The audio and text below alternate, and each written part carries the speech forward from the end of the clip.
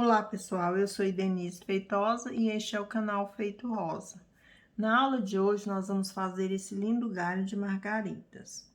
Nós fizemos as margaridas em ponto de margarida cheio, as folhas em ponto de margarida cheio também, o miolo nós fizemos o nó francês e os galhos, né, as hastes, foram feitas em ponto atrás. Na segunda forma, nós bordamos os galhos em ponto de haste, as margaridas em ponto reto, o miolo em nozinhos francês e as folhas em ponto cheio.